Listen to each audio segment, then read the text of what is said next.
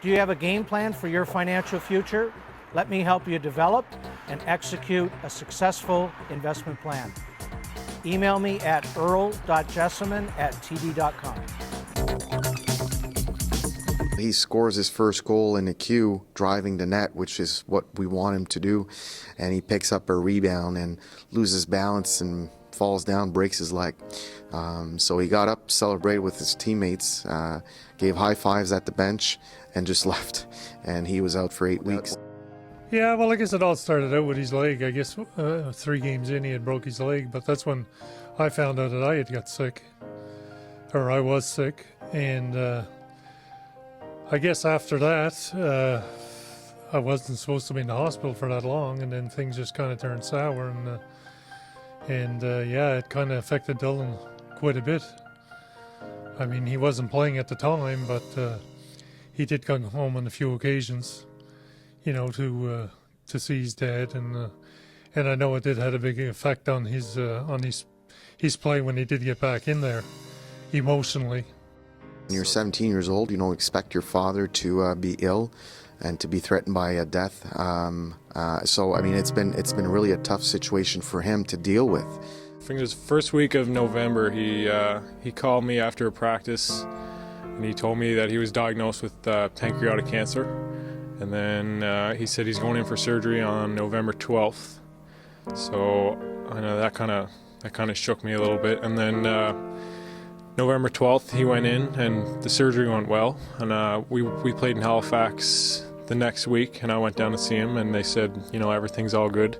The week after that, everything that could have went wrong just went wrong, and you know, he started bleeding, and he almost lost his life, actually. And one of the players on the Moose, his mom was a nurse, and she helped him through that. And then after that, he started, there was more complications, and he went through 8 surgeries so far.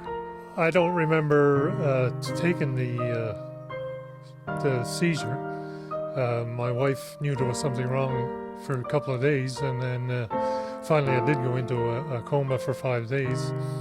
And I didn't realize when I did come out of it, I mean, I was a bunch of tubes sticking out of my throat, and I didn't really know what was going on. I couldn't talk, I couldn't communicate. I was very weak at the time. At that point, we had to start figuring out what we wanted to do, and you know, as a family, that's a tough decision to make. But then we waited a couple days, and then he beat all the odds, and it was a miracle, and he woke up.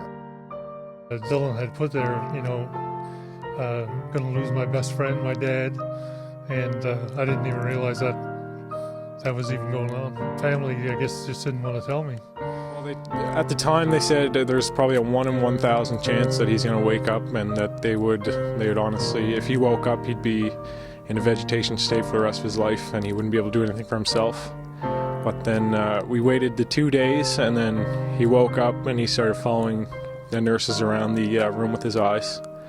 And then they called us that day, and we came in, and then he started responding to us, and he started trying to talk. And then we seen the neurologist that day, and she just said she has no explanation for how this is and what happened.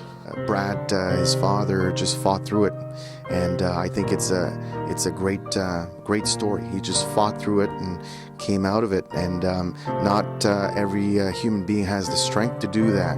And I think the fact that his family is so close to him, and that they're a close family, I think that gave him the strength to come out of the coma. I went on the ice a few times when I was home, just to kind of clear my head, and you know, all the guys on the team were really supportive. All the people that I used to play hockey with, you know, they helped me through this time, and you know, that helped a lot. And even to get on the ice just for like a half hour, 20 minutes, you know, it helps, like, to clear your head.